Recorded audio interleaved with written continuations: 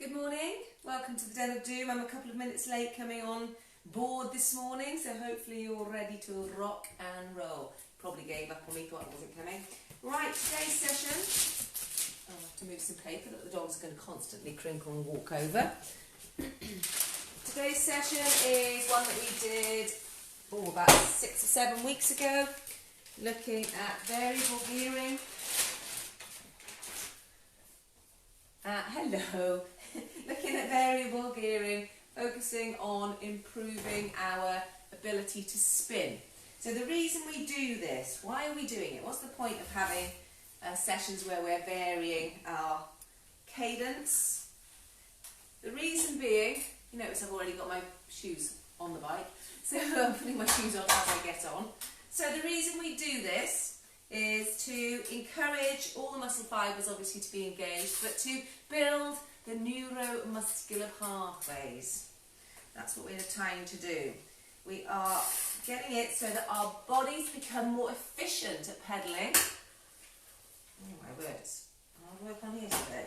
What's going on there? Okay. Oh, that's better. A bit close to that. So we're looking at becoming more cycling efficient. So efficiency of motion is of paramount importance here. So we have got 6 times 4.5 minutes session, all at a set wattage.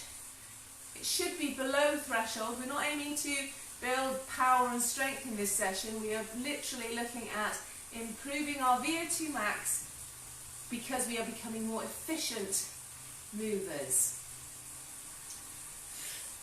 Hard sessions have got their place, of course they have. Skill sessions have got their place. And easy sessions have got their place. It's the way you program these sessions all together that enable us to build a rounded, healthy athlete. Don't go too hard. If you need extra time during the recovery, take it. Okay, it's all very quiet out there in the world, so everybody's just exhausted after Joe Wicks, I'm sure. This is keeping me motivated. It's making me get up in the morning and jump on my bike and do some training. Probably the most consistent training I've done since going to Kona in 2014, so it's really good for me. Forgotten to put my heart rate monitor on today. Now talking heart rate, okay, before we talk heart rate, I am going to press the do workout button, even though there's only a few of you watching. I'm going to press it in 3, 2, 1, off we go. Right, talking of heart rate, there's so much theory out there on this low heart rate training. I mentioned before about zones. You see on people's Stravas, zone 2 run, and the heart rate's at about 150, 160. And you're thinking, how can that be a zone 2 run? Not everybody works to about 5 zones. Joe Beer, for example, has 3 zones, which makes a lot of sense because it's really hard to keep into tight zones, particularly if the terrain is undulating, whether it be on the bike or running. I'm attempting at the moment to be strict with heart rate just to see if it makes a massive difference. I do prefer to work to pace and power because of the variability that stress can add to my heart rate, for example. But there are theories out there that state if your heart rate is elevated, then the stress is having a negative effect on your body, and so you should have an easier day. Not so sure I agree with it.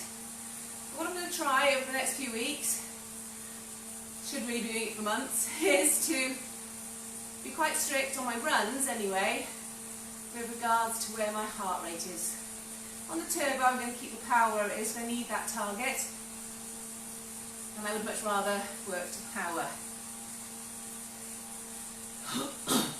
Now, the thing is, instead of being a slave to the heart rate monitor, I think it's really important to think about how you feel, to tune into your body, Understand what it feels like to be running when your lactate is building up. At what point are you starting to run too fast? That point is when you can't talk anymore, okay, when your sentences are clipped and short. It's really important. I mean, for eons, athletes have been training without heart rate monitors, without power meters, without knowing what their pace is. I was thinking about it the other day. Crikey, we had no idea what our pace was in the olden days, about 20 years ago. I can remember Tom and I doing a 10k course with the trundle wheel and marking every kilometre and then using that as a time trial course and a running course. But yeah, we had no idea back then with GPS, back in the olden days, and horse and cart, and we still wrote on slate. But that was the first point for us when we started really focusing on pace with regards to each kilometre effort and doing repeats of set distances apart from on the track. I remember on the track, my coach, I had two coaches back in the olden days, Fred Crook and Ozzy Morgan, and they started me with blow and whistle at every 100 metres when I was running, just to make sure I stayed on target and on pace. I wasn't allowed to come in too fast, and definitely wasn't allowed to come in too slow. But you get a feel for your body. When I was training hard, I could quite easily have told you what my heart rate was. Probably, gosh, let me think, probably the late 90s, early 2000s. I could tell you at what point I was at lactate threshold. I'd look down, I'd say my heart rate, I'd look down just to check. It was usually about 180 beats per minute. Now, however, I struggle to get to 180 beats per minute. So it's also something you've got to keep testing because it changes. As you get older, on average, it's believed that we lose a beat per year of our maximum. So in, I think it was 2000, my maximum was recorded at 204 beats per minute, and what's known as a high beta. Everyone's different. But I thought I'd give this low heart rate running training in particular a go, see if there's anything in it. But I fear, as we all do, that to be honest, you're better off with pace.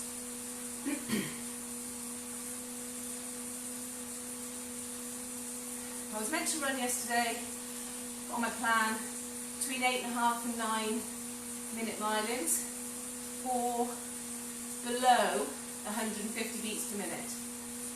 On the hills, I had to walk up in order to maintain that, for me, low heart rate. Now unfortunately, if we're talking about running economy and improving that, walking up the hills won't improve my running economy. I did come out with an average of 150 beats per minute for the run, and it turned out that it was 9-10 minutes per mile. So slightly slower than I probably would have done. I find for all the slower stuff, you have to be really disciplined. You have to really concentrate on going slow. I have a go-to pace, which is usually about 8 minute miling, 8 to 8.5. Nearly all my runs, if I'm not thinking about it, will be in that zone. With a heart rate usually of about 160, possibly a little high.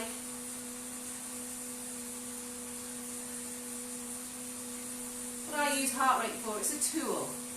I look at where we are, I look to see if the heart rate and the endurance are improving. Is the heart rate lower at a set speed? Don't necessarily use it as law. I mentioned or alluded to in other videos that take your heart rate to a certain extent with a little pinch of salt. It's trends you're looking at. Is your heart rate getting lower for these long runs? The easy run should feel easy. Do you know what easy feels like?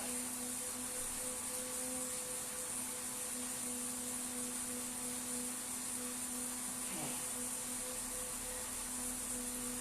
Nice still body, keeping it smooth. So today we're thinking about improving our VO2 max by increasing our cycling economy or efficiency. There are a few ways of, what is VO2 max first of all? It is the body's ability to utilise the oxygen that we're putting into it and stay aerobic. There are a few ways of improving our VO2 max. First one would be to lose weight, as it's measured per kilogram of our body weight. Not an easy task for some people, especially me. The children in the house and chocolate biscuits in the cupboard. Mind you, they keep moaning there's never enough. Probably because I've eaten them all. The other one is to actually improve our running efficiency, our cycling efficiency, so that we use less energy to produce the same amount of work. That's today's session.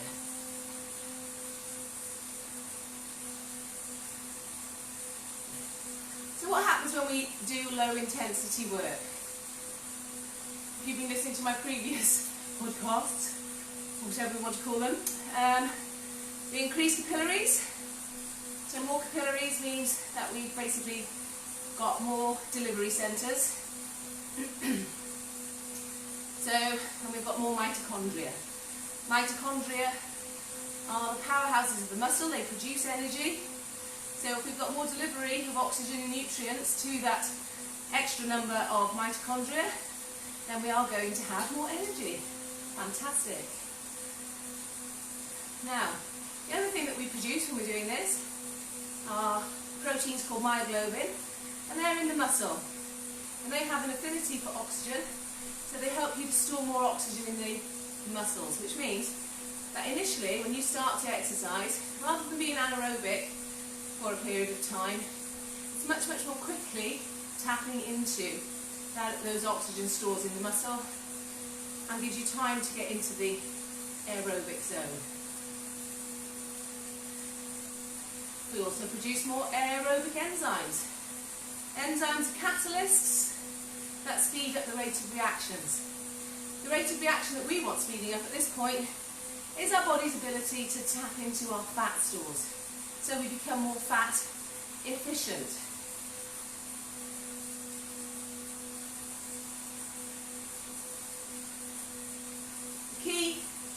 One of the keys to being fat efficient is making sure that you're not constantly shoving a gel in your face. Keep the intensity low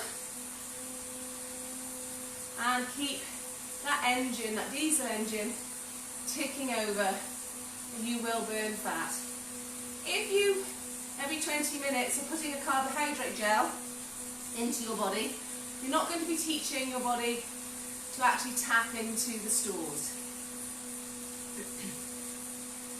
As long as you haven't exceeded and used up all your muscle glycogen stores, you should have plenty in there to keep the fire burning and utilise those fats if you're training at a low intensity.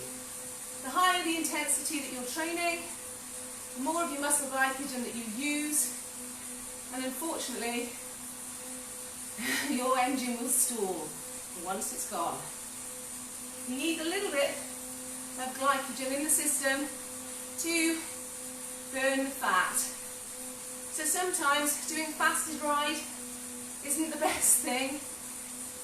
You haven't got enough muscle glycogen stores. So if you've done a hard day yesterday, for example, depleted the stores, not fueled properly because you're trying to lose some weight, and then you think, oh, I'll do a fasted training session tomorrow.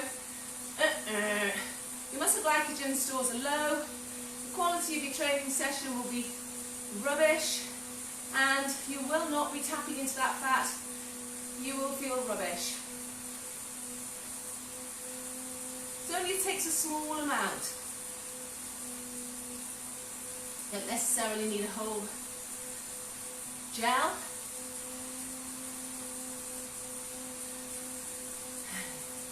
You might be seeing a jelly baby. For breakfast this morning, I've had some wholemeal toast, a bit of butter, a bit of jam. I need to make sure my glycogen stores are fine, which they are. I had a roast dinner last night, so I don't think I've starved my system of anything in particular. Although I'm staying away from the sweet stuff.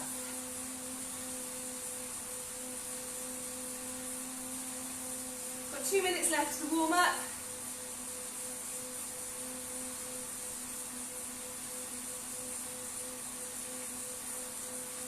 Now when we're putting a programme together, it's got to have a mix of low intensity aerobic work, tempo work, VO2 max work, and of course those skills sessions that build those movement memories.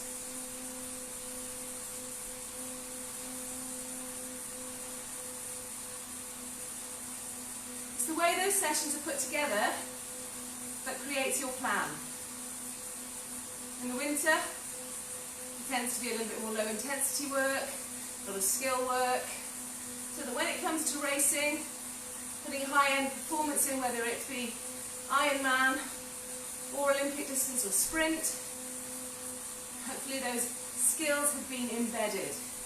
We've got the capillaries, we've got the mitochondria, we've built that engine, and we're ready to go.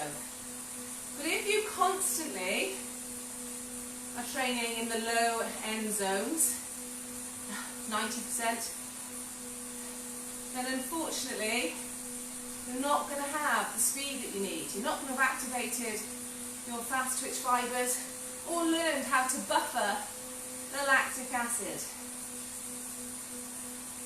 So at least 20% of your training needs to be in the higher zone. A lot of advocates of the 80-20 system, and bang on with that. The easy should be easy, remember. It's that consistency of training that we're looking for. We're constantly layering the fitness. Even if it's a short session, you feel tired, it's worth doing a little bit, cutting it short. If you really don't feel up to it, okay, we're going to do, let's have a look, we're going to move up now. So we've got 40 seconds at 90-95 RPM. I need to hit my power, so I'm just changing my gear, and I'm in. So 40 seconds of 90 to 95, if you've got a cadence meter, fabulous. I haven't got one actually, so I'm guessing. Might do some counts at some point. And then we're going into 20 seconds of 100 to 105. So we're just going faster and into 20.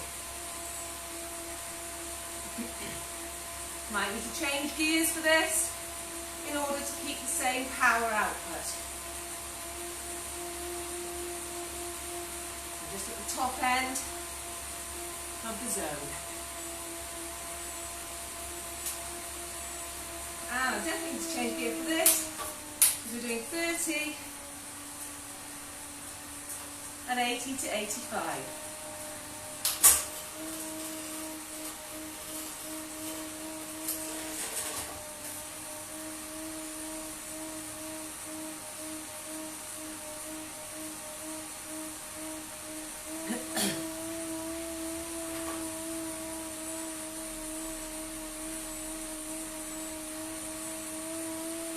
Okay, back up to 40. Go to an easier gear to maintain the power. Well over the power.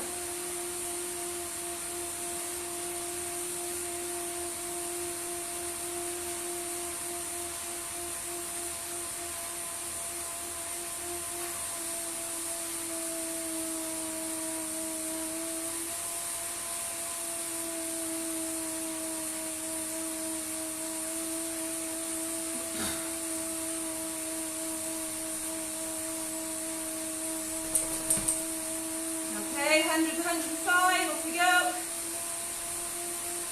20 seconds.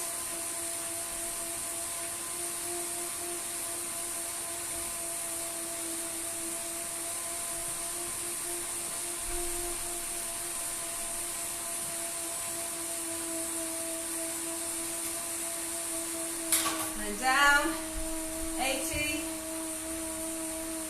30.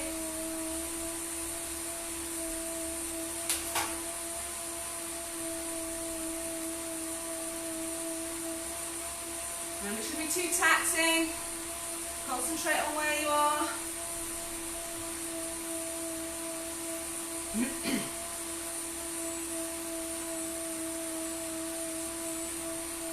Okay, back up to 90 for 40 seconds.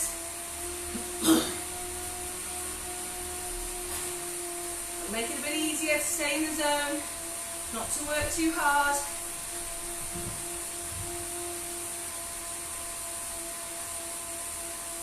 We're going to count for the last 15 of these and check whether I'm in the 90. Get ready to count, one leg, go.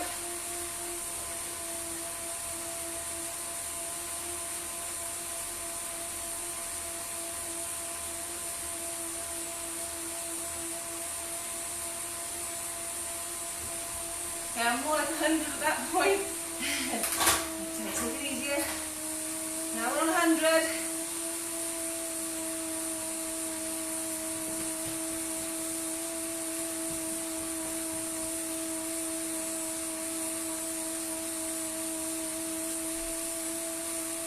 Drop the gears down. 80 to 85.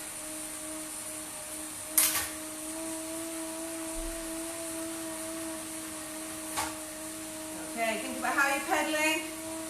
Power on, count now, 1.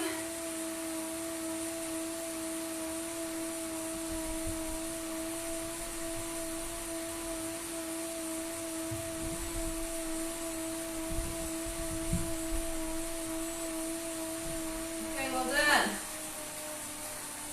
Back up to 30, nope, now rest for 30. Nice and easy. Cadence, whatever you feel like. That's 1 done.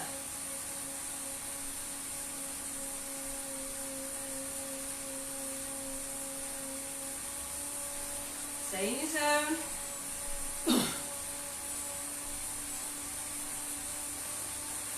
Okay, up to 90.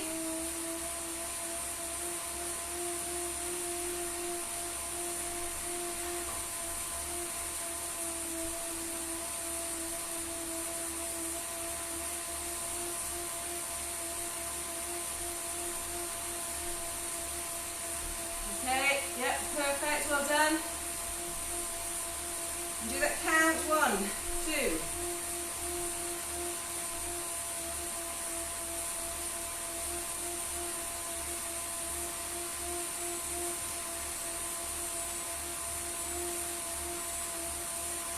Brilliant. That was 23, which takes me just over 90. Now we're moving up to the 100.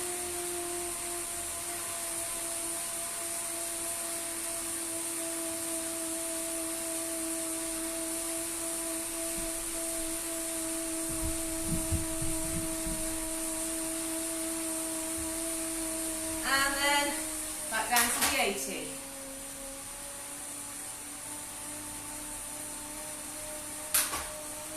Keep it in the zone if you can. Also get used to changing gears.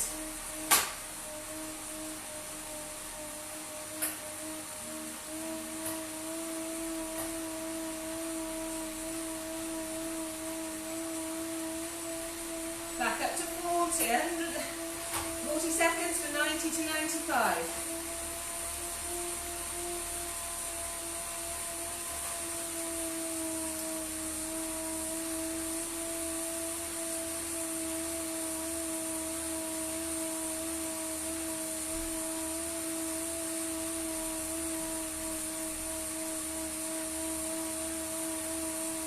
And we've got 15 seconds to 100. 105. If you haven't got a cadence monitor, just speed it up.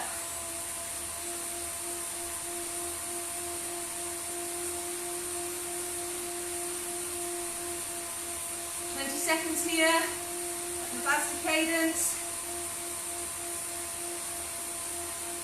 Stay in the zone. Change down, make it harder.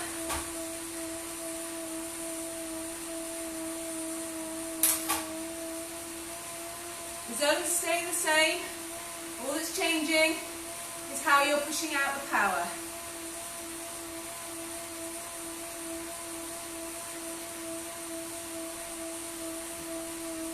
10 seconds left, and then back up to 90-95.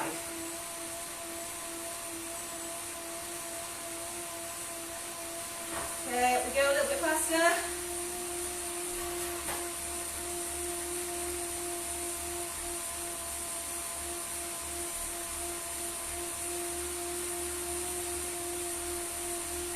A little bit too hard.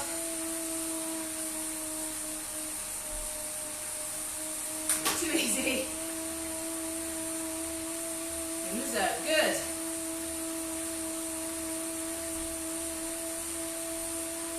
Ten seconds left, now we go up, we'll go down. A little bit harder.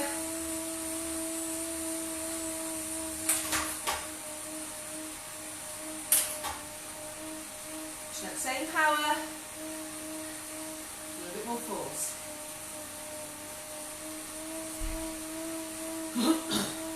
Good. And we have 30-second rest. Spinning it whatever cadence you want. Just try and stay in that. Oh, sure, it's the last one, sorry. So last effort in this one.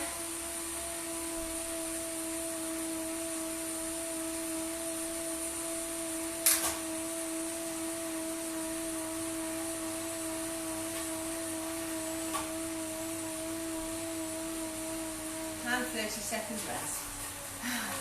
Letting you rest a bit too early there.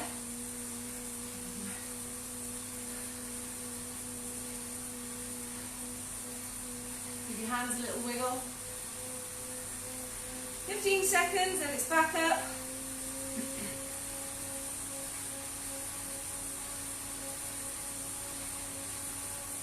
Okay, 40 seconds, 90-95.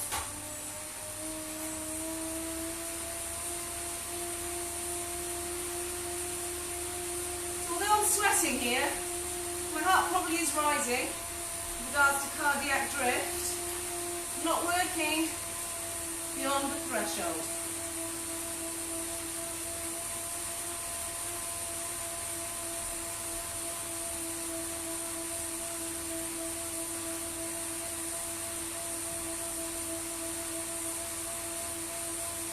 This is the third effort of 6. Okay, get that cadence up a little bit now. Up we go, 20 seconds.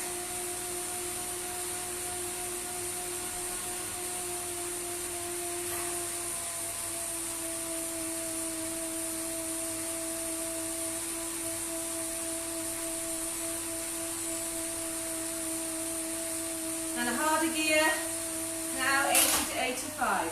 Same power.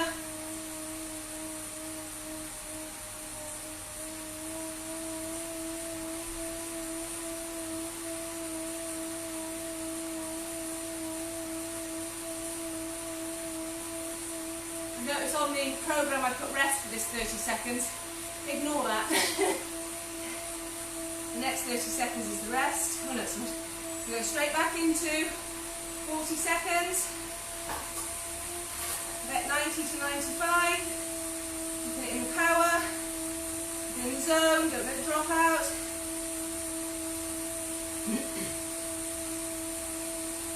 As long as we're changing our cadence, I'm happy. You've got that cadence meter, absolutely fantastic.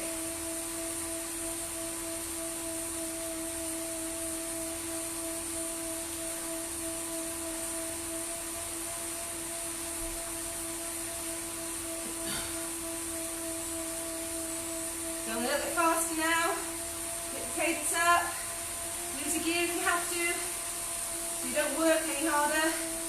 Last of your legs, don't need more power. You're pulling out. And right in the middle of the zone.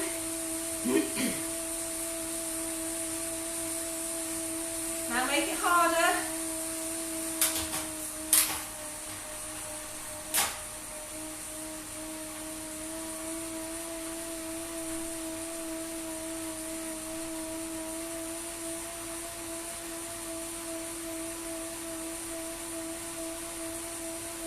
Second one of 3 in this block.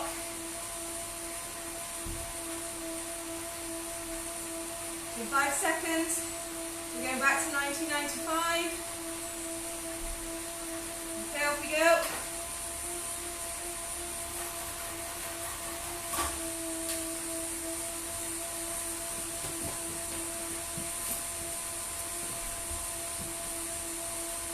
Stay in the zone, not too past it. In the middle.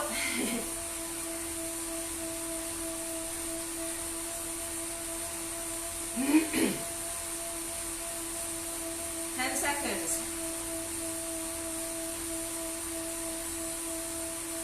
And we're taking it up. Get those legs spinning a little bit faster.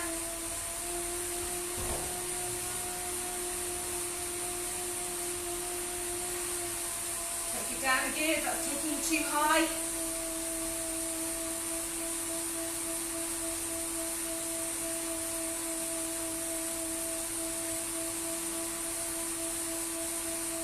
In 30 seconds, slow it down. Stay in the zone.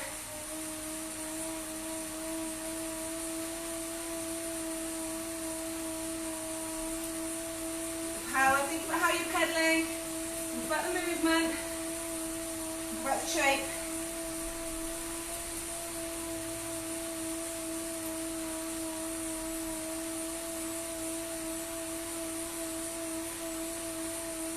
And now we have a 30-second rest. We're over halfway now.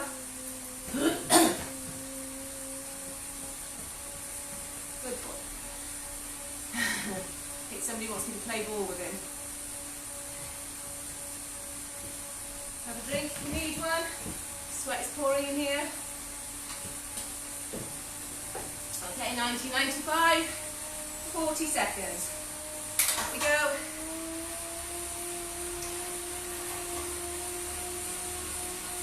Too hard. Try and stay in the zone.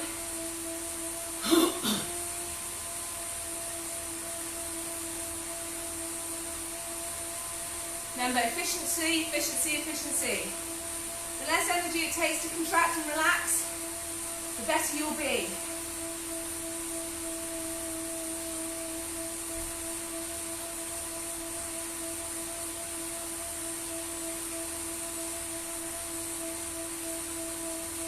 Take it up a level, a bit faster. Need to change down the gear. Yep.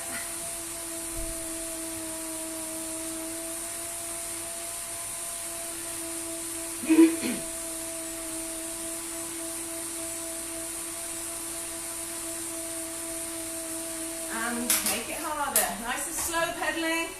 Keep it in the zone. Feel the pedal on your feet.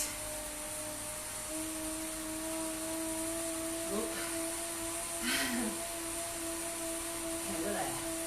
We're there. Come on.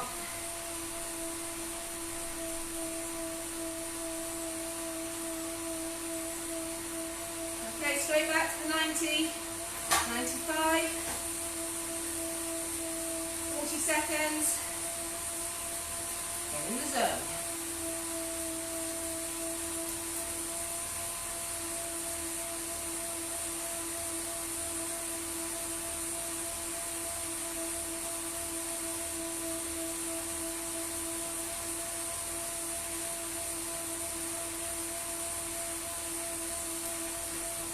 Done.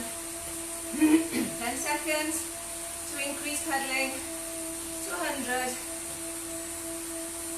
plus. Okay, up we go. Easier gear. So it says harder. on the profile, but faster is really what I should have put.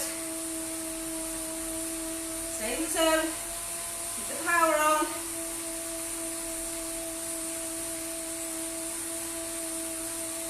And harder but slower, 30 seconds. I've got to say, this is one of my favourite sessions. Stops you getting bored, keep the variety in there.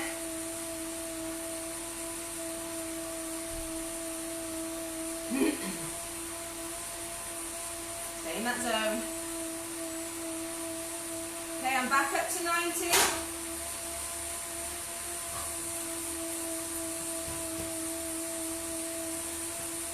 Good. Right in the zone, well done.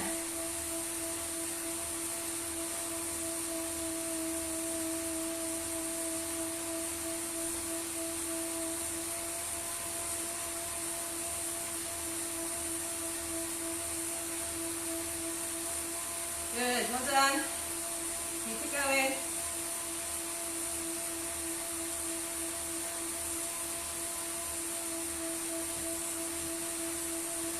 And a little bit faster. 30 seconds. Oh, 20 seconds, sorry. Hold on to that. The speed. Hold on to the power.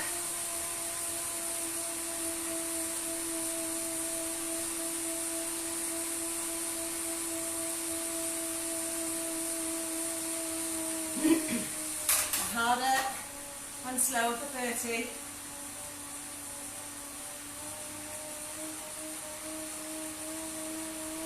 Feel the pedalling. Feel your heels in the back of the shoe. Scrape that poo off of that shoe.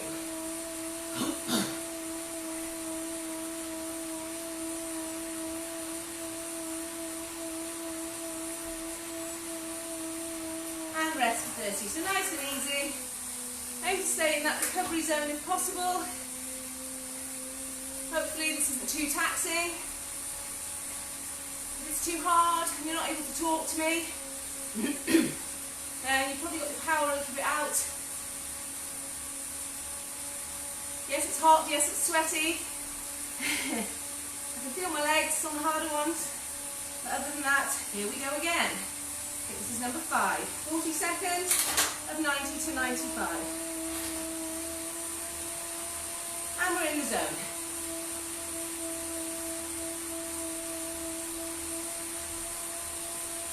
And we're in the zone. Well done. Brilliant. Right in the middle. Keep it there. 16 seconds left. 10 seconds left.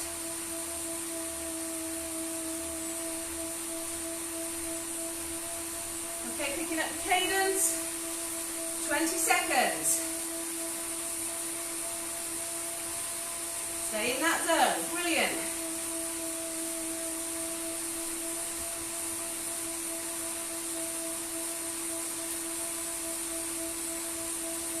Taking it down and slow that cadence down.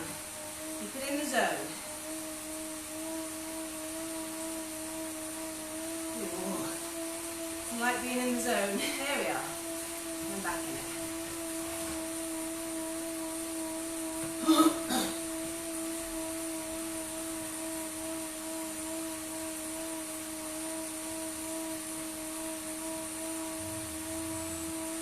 Okay, back up to 1995. Here we go.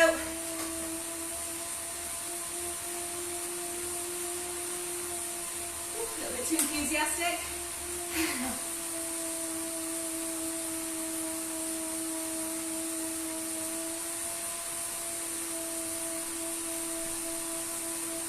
Brilliant, right in the middle, keep that cadence up.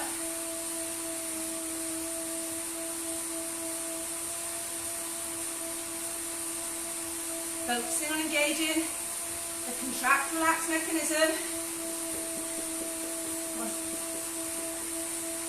And slow it down. So when one muscle contracts, the other one has to relax. If they're not communicating well, the relaxing muscle resists the contracting one, and we use more energy. And that's what we're trying to do. Okay, I'm back up to 90 seconds, 90 RPM.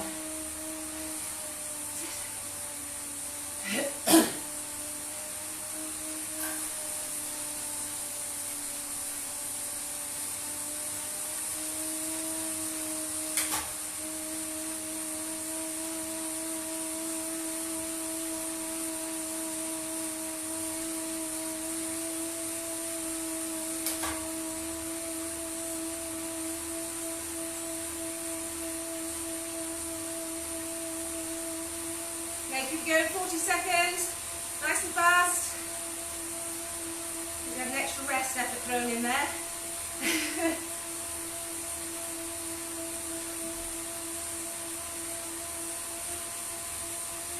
Brilliant, well done.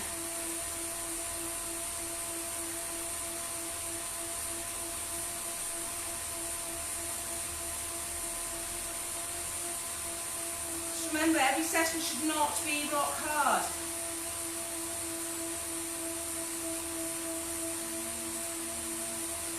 "20 seconds, a little bit faster.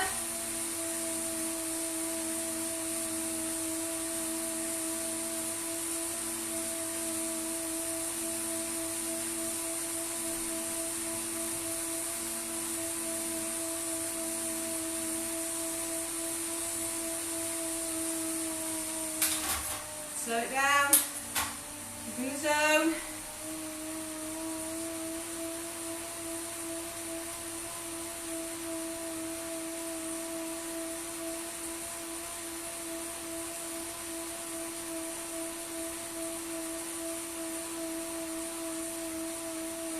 For me, I can feel the lower cadence work far more than I can the high in my muscles. And relax. One effort left, I believe, and then we are done. Well done, everybody, for sticking with me this long.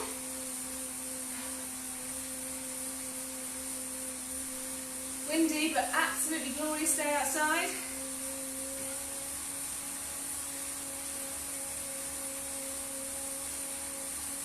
Okay, back up to 90-95. Make sure you're in the zone. This is our last effort of 6. Come on. Need a little bit more power on there, Pet. Well done.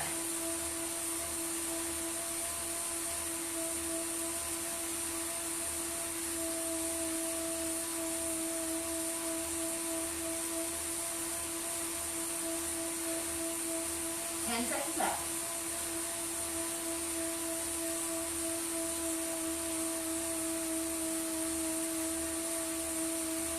Take it up again, a bit faster with those legs.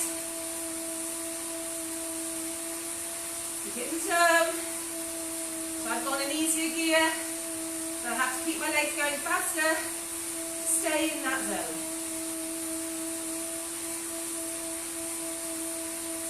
And 30 seconds, slow it down, stay in the zone.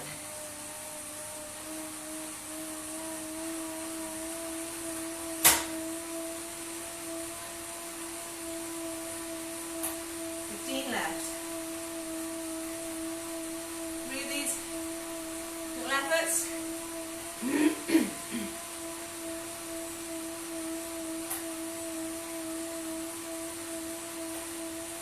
And back up to 90-95. Check your zone. Try and be in the middle. If you feel comfortable, by all means be at the top.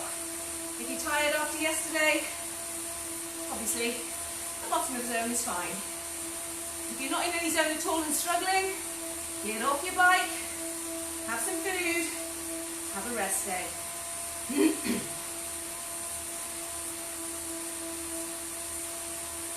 Keep it smooth, keep it consistent.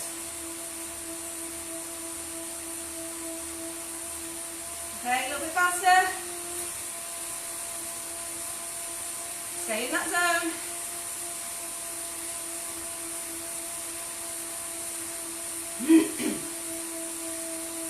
Well done. Drop it down, make it harder. Stay in the zone, stay in the zone.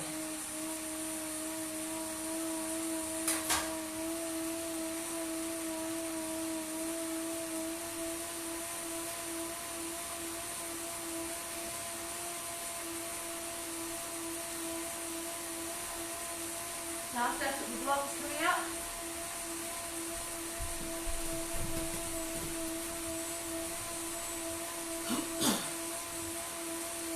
Back up to 90-95.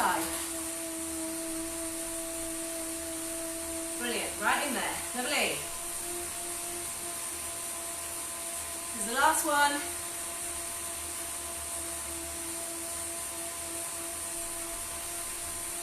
You've got your pedal in action.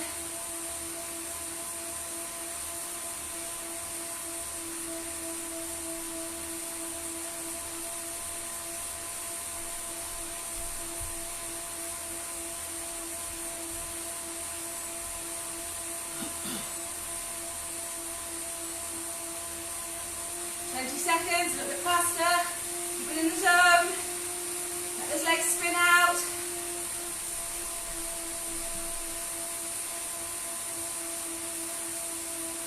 Don't be bouncing, you can help it, no bouncing. And let's make it harder. 80, in the zone. Come on, last 25 seconds now.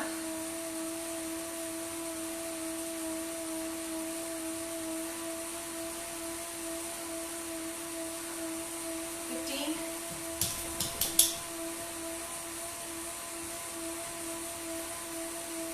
Good, well done. And the end, 10 minutes, nice and easy, cool down. Well done. Stay in that aerobic zone if you can. So we continue to build the aerobic base.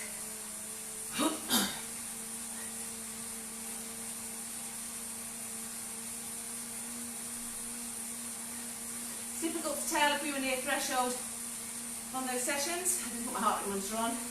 But also, when it's very, very hot, hopefully you've read my cardiac drift information, you'll know that the heart rate would elevate anyway, and perceived effort can, in extreme heat, cause an RPE to climb a little bit higher, which is why I like power so much, and pace, because it's true to the effort that you're actually putting in. You don't have to allow that excess heat. And if we do allow for it, what actually is going to happen is you're going to start working less hard. And remember, if you're reading all this information where people are talking about on staying in zone 2, there are lots of zone 2s. The most important thing is that you're comfortable, you're able to hold a conversation. Generally, I look to run about 2 minutes, a minute and a half to 2 minutes slower than my marathon race pace on my slow runs. This year I'm perhaps being a little ambitious. I'm looking for 7.5 in the marathon, all being well, but clearly I have to stay injury free. So my run pace, 2 minutes to a minute and a half, is 9 to 9.5 on my long, slow runs. So yesterday 9:10, heart rate 150. We're not far off. Use your heart rate monitor as a tool.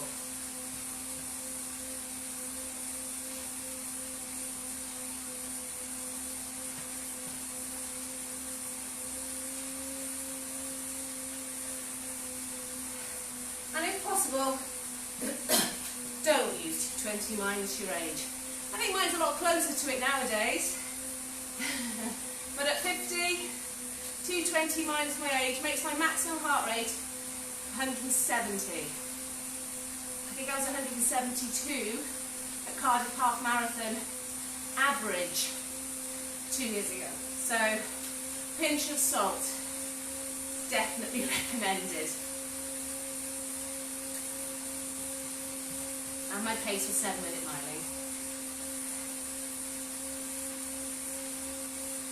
So if my average was 172, clearly my max would have been higher than that. I haven't tested since, not for max. Wait for a race to do that. I like a race. I just don't like the travelling and the packing bags and the early mornings. I think after 30 years of racing in one form or another, it's the faff around it. I should have made my millions so I could just drive up, stay in a posh hotel and get up at a leisurely pace. But I didn't. I became a teacher.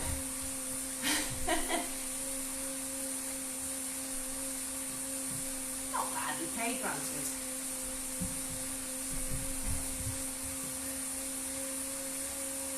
But it could be better. I'm sure even those on the millions are feeling the same.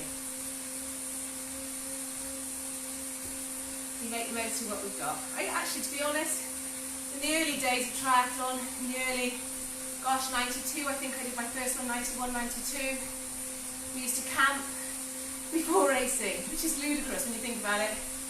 But they say it's not the night before you get damaged or disturbed sleep. It's the night before that will cause a problem in your race. So don't stress if you can't sleep on the night of a race. As long as you've had some good sleep, good nutrition going into the race, that's fantastic. I remember turning my van into a makeshift camper van. Those who did adventure racing with me, do you remember the adventure vehicle, which was a Renault Scenic? But luckily, because I'm such a shorty, I was able to put the seats down and turn it into a perfect bed space. Oh, the good old days. In fact, who'd want to be in a hotel when you can have so much fun? Camping, campfires, noisy neighbours, comfy vans. Karine, do you remember? In Port Talbot, what was it, Port Call? In the van. I put the seats down and there was a big dip, which our bottoms neatly fitted into. Except as the night went on, it was more than our bottom. I think we fell into the hole. Made our porridge in the van before the race. We parked virtually on the start line, so it was brilliant.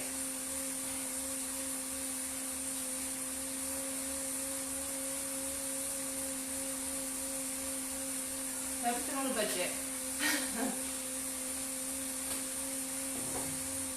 My first triathlon I did, I borrowed the bike and then found out you had to have helmets. Boo-loo, go away. And discovered I didn't have a helmet. I was 91, remember? I don't think they even wore them in the Tour de France back then. And I had to borrow my friend's brother's Ninja Turtle helmet. He was about 6, I think, and I was 21. Oh dear. The bike was too big, the helmet was too small. Still managed to win my age group then, which was pretty good, which is open ladies, obviously. Still got the bag, a nice Ron Hill bag to this day. I'm just storing all my photographs somewhere. And that was the beginning of triathlon for me. 1991. Joe, Harren, do you remember those days? Martha Leisure Centre.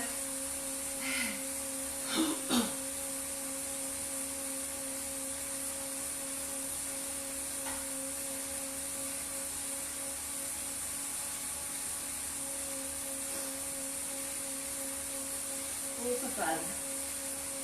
Everyone's so serious now though. Well, you didn't have Garmin's, you're lucky if you had a stopwatch back then.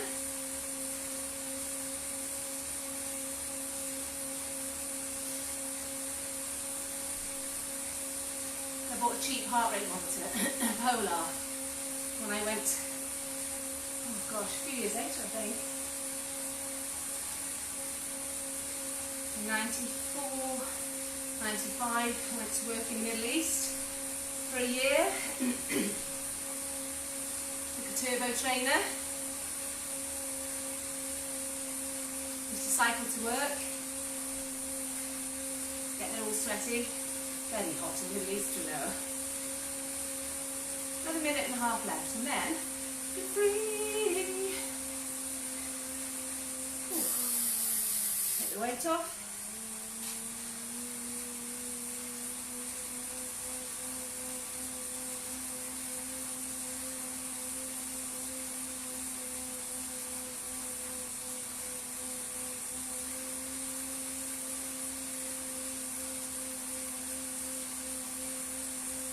Keep it going, that's it, last minute.